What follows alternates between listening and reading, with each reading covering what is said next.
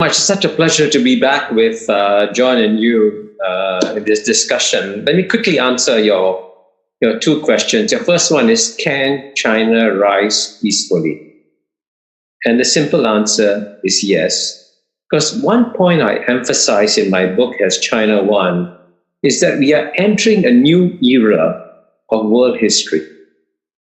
200 years of Western domination of world history is coming to an end. And we're returning to the norm of the first 1800 years, from the year 1 to the year 1820. Two largest economies were always those of China and India. So we're going back to a different world. And remember that when China was dominant, the number one power for most of 1800 years, China didn't conquer the world.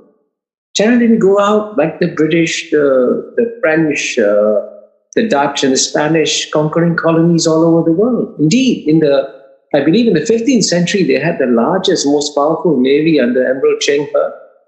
They went around the world. They didn't conquer any countries. So I think that's a very critical point to bear in mind, with just one minor qualification. And this is important for an Australian audience. As China is rising and returning, it's important that we try to work with China rather than try to provoke China. And that's why managing the rise of China is very critical. Your second question is, can China win? And the question is, win what?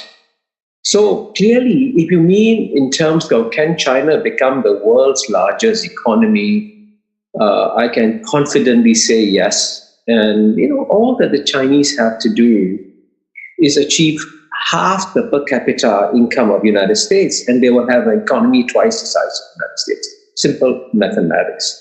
But of course, can China win? Do you mean that China will step in and take over the role of the United States and try and dominate the world?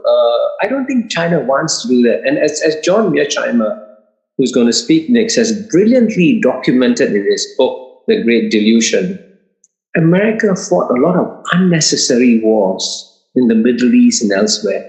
This is something that China, I'm reasonably confident, is not interested in doing. It wants to focus on making China a great power, but not take over America's role in terms of managing the world. Kishore, thank you. And over to John Mearsheimer. Now, John is the author of The Great Delusion, Liberal Dreams and International Realities. It was published last year by Yale University Press.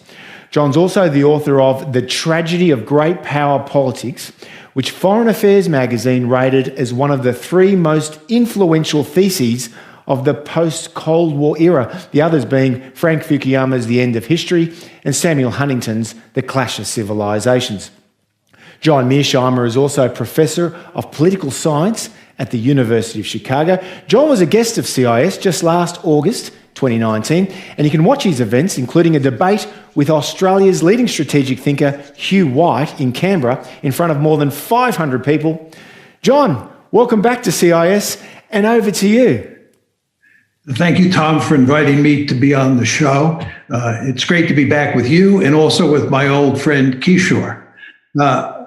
I have very different views on these two questions than Kishore does. With regard to the question whether China can rise peacefully, I think the answer is no. My basic view is that what China is going to do as it continues to rise economically is that it's going to translate that economic might into military might, and it's going to try to dominate Asia the way the United States dominates the Western Hemisphere.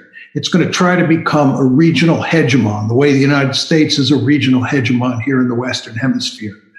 My view is that China would be crazy not to try to dominate Asia, because in a world where there is no policeman, no night watchman, it makes eminently good sense for a state to want to completely dominate its region. So I think that China will set out to do that.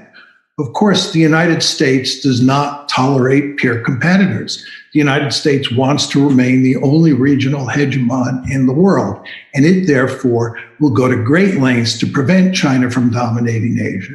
And the end result will be that you'll get this intense security competition with a serious chance of war. With regard to the second question, we're very early in this competition, so it is hard to predict who's ultimately going to prevail.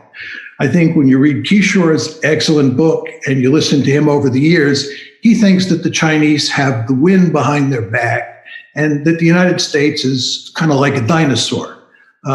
I would not bet on that, Kishore. If I had to bet, I'd bet on the United States. The United States has taken on 4 potential peer competitors in its history: Imperial Germany, Imperial Japan, Nazi Germany, and the Soviet Union. The United States played a key role in putting all 4 of those countries, on the scrap heap of history. The United States will go to great lengths to compete with China and to prevent it from dominating Asia. And when you look at the demographics of China and the United States, and you look at the economies of the 2 countries, I think that the United States is in better shape than China is. And for that reason, if I had to bet, I'd bet on the United States.